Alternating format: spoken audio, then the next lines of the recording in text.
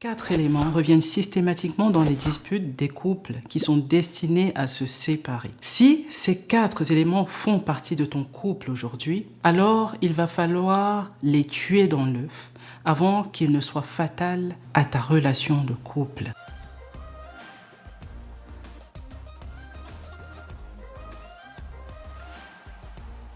Bonjour les ladies, c'est l'été, bienvenue sur Ladies Work, la chaîne des femmes qui gèrent.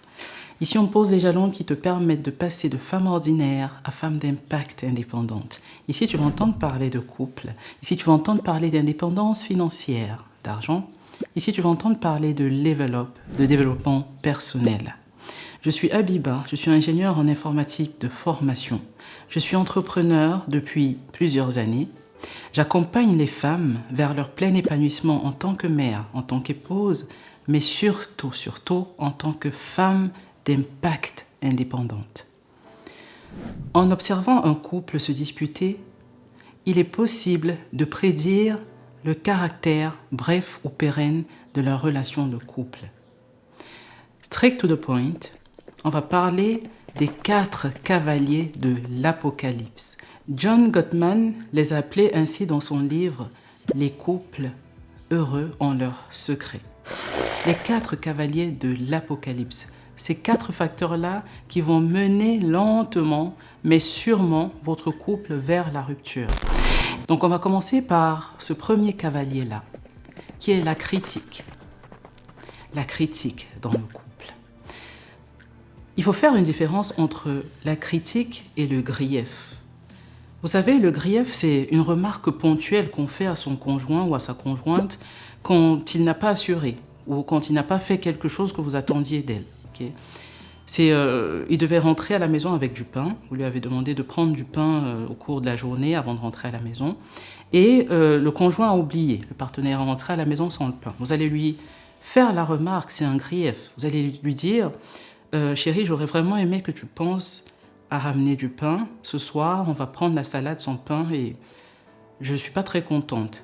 Ça, c'est un grief. C'est vraiment très ponctuel par rapport à une action que le conjoint n'a pas faite. La critique, c'est quand c'est un blâme. C'est quand on s'attaque à la personnalité du conjoint ou de la conjointe. J'essaie de transformer ma phrase en une critique. Okay? La phrase de tout à l'heure qui était un grief. Chérie, une fois de plus, tu es rentrée sans prendre le pain. Tu fais ça tout le temps. Tu n'es pas quelqu'un de fiable. À chaque fois que je te demande quelque chose, tu t'arranges ou tu te débrouilles pour ne pas le faire. Ça, c'est une critique. Dans cette phrase-là, il y a le blâme. Il y a le fait que la conjointe se soit attaquée à la personnalité de son conjoint. Tu n'es pas quelqu'un de fiable. Tu fais tout le temps ça. Dans une relation, dire qu'on ne peut pas critiquer l'autre, c'est vraiment se mentir, ok? C'est des choses qui arrivent de temps à autre dans le couple. Souvent, quand on est très en colère, quand on a fait une remarque 1, 2, 3, 4 fois au conjoint et qu'il continue de le faire, on peut se retrouver dans ces travers de s'attaquer à sa personnalité, de le blâmer, ok? Ça devient très, très, très perturbant et ça devient un gros problème quand la critique s'ingère dans le couple tout le temps. C'est-à-dire qu'en une journée, vous pouvez critiquer votre conjoint une dizaine de fois. Et pour vous, ça devient normal. Quand la critique s'amène dans le couple et devient fréquente, elle va laisser place au deuxième cavalier de l'Apocalypse. Et c'est celui qui est le plus virulent. C'est celui qui est le plus redoutable, mesdames. C'est le mépris. Le mépris. J'observe tellement ça dans les couples.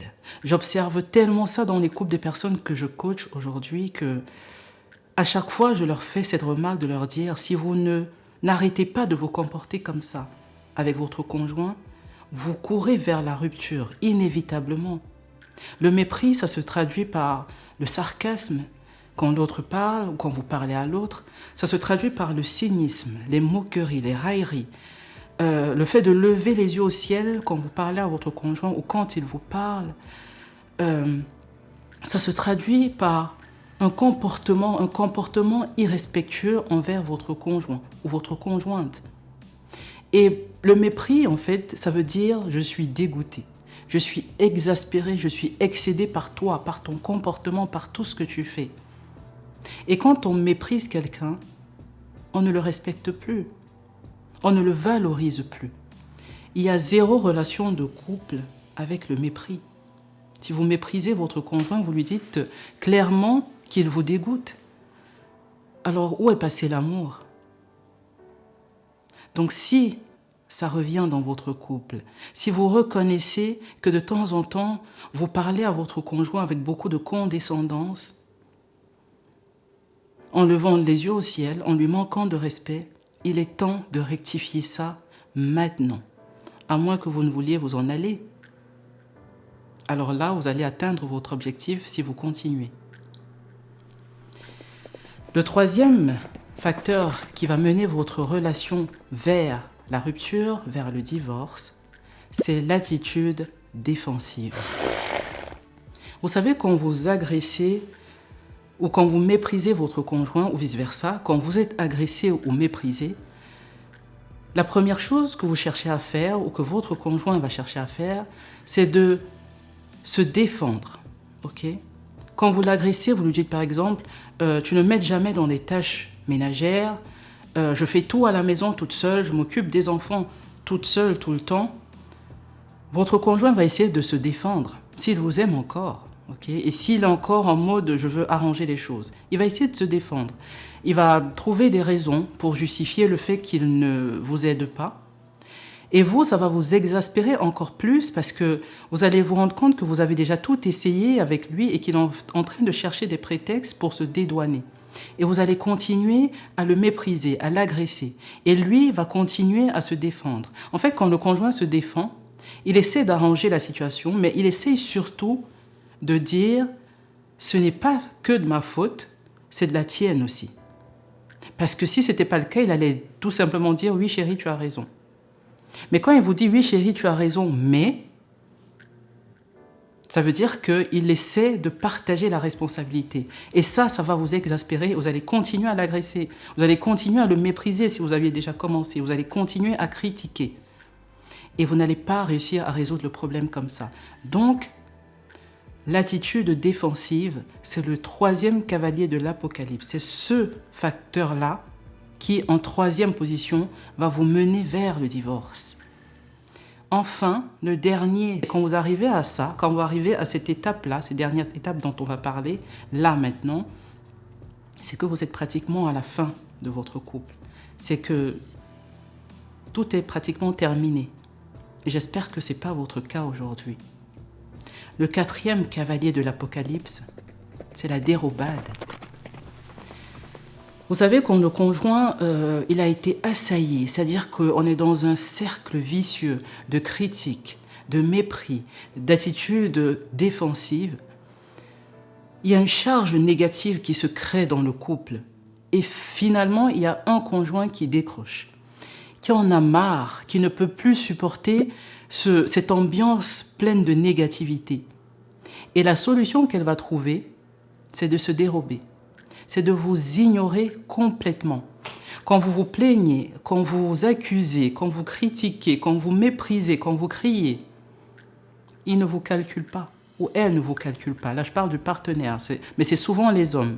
Il y a une raison précise à ça. Je ne vais pas parler de ça dans cette vidéo parce que ça va faire une vidéo beaucoup trop longue. Mais sachez que quand l'un des partenaires commence à se dérober, c'est le début de la fin parce qu'il vous ignore. Parce que vous n'êtes plus important en fait. Ce que vous dites, ce que vous faites, ce que vous pensez, ce que vous ressentez n'a plus aucune espèce d'importance pour lui, pour elle. Vous allez lui faire un reproche, il sera en train de regarder la télé, il va continuer à regarder la télé. Vous allez lui faire un reproche, il est en train de jouer avec le petit, il va continuer. Ou alors il va vous tourner le dos, il va prendre un livre, même s'il n'était pas en train de lire, et il va se mettre à lire. Et finalement, il va se lever, il va se barrer. La dérobade, il vous dit, lâche l'affaire, j'en ai plus rien à foutre de ce que tu me dis. Et quand vous en arrivez à ça, c'est terminé. C'est terminé en fait. C'est souvent de là que découlent les infidélités, c'est de là que découle la vie parallèle, chacun est dans son coin, on dit monsieur, madame tel, mais en fait à la maison c'est chacun qui fait sa vie dans son coin. Et vous ne voulez pas en arriver là, vous ne voulez pas avoir cette vie de couple comme je l'ai déjà dit plusieurs fois sur la chaîne. Et donc identifier ces 4 facteurs-là et dégagez-les de votre relation si vous voulez sauver votre relation. Dégagez-les dès maintenant. Je vous dis à bientôt sur la chaîne pour une prochaine vidéo. Si vous avez des préférences, mettez-le en commentaire. Commentez les vidéos, partagez les vidéos. Parce que vous apprenez des choses, j'espère que vous apprenez des choses. J'espère que ça vous level up. Donc partagez pour que les autres puissent apprendre.